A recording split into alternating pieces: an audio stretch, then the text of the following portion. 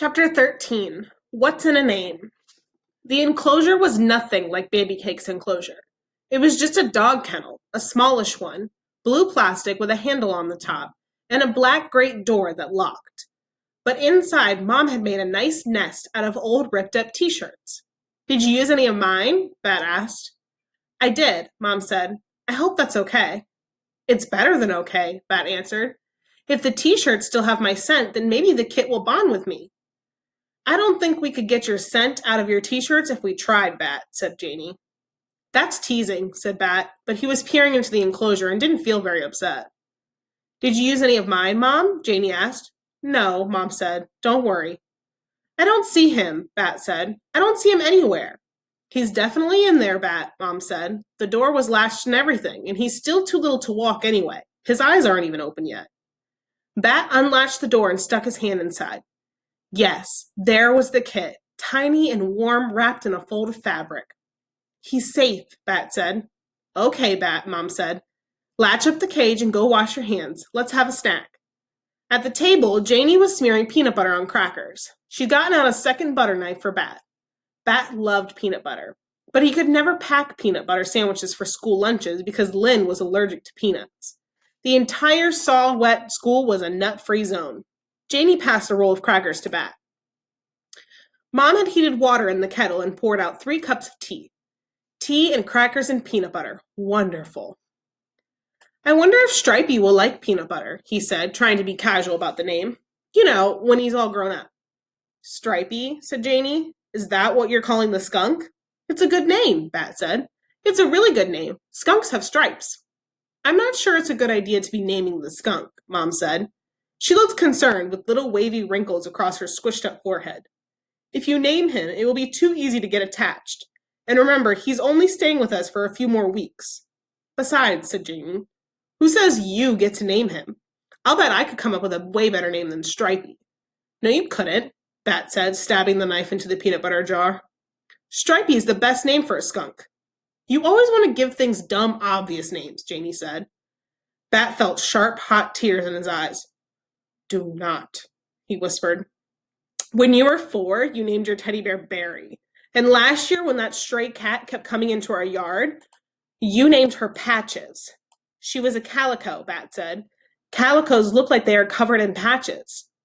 Janie, said Mom, be nice. Aw, Bat doesn't mind, do you, Bat? Asked Janie. Of course Bat minded, but he didn't want Janie to know how much she had hurt his feelings.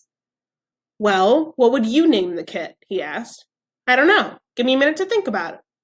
Janie munched on crackers and Mom sipped her tea, but Bat just waited to hear what Janie would come up with.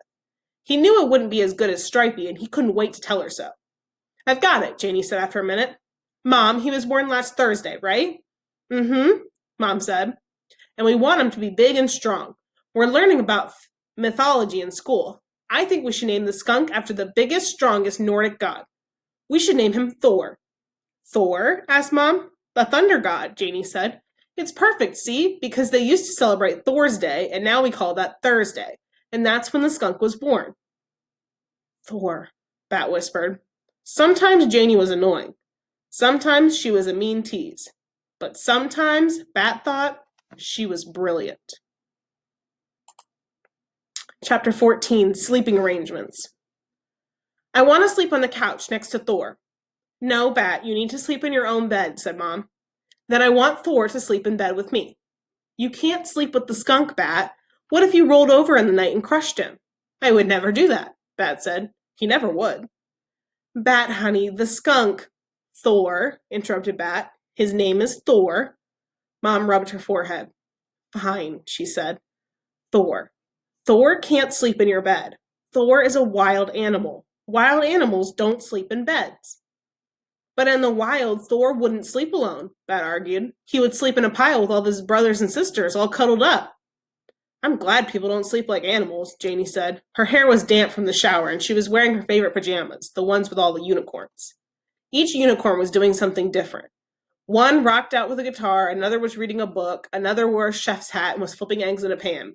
The only thing they had in common was that they were all unicorns. Janie, did you know that a herd of unicorns is called a blessing? Bat asked. Yes, Bat, of course I know that. Every time I wear these pajamas, you tell me that. I didn't know if you remembered, Bat said. You're not the only one who remembers things, Bat, said Janie, and then she stomped off to her room. Bat turned back to Mom. Please, he begged. No, said Mom in her firm voice.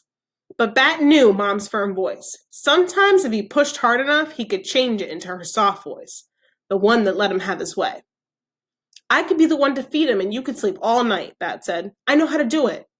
Who do you think took care of you when you were a baby and had to eat every 2 hours, Bat? Mom asked.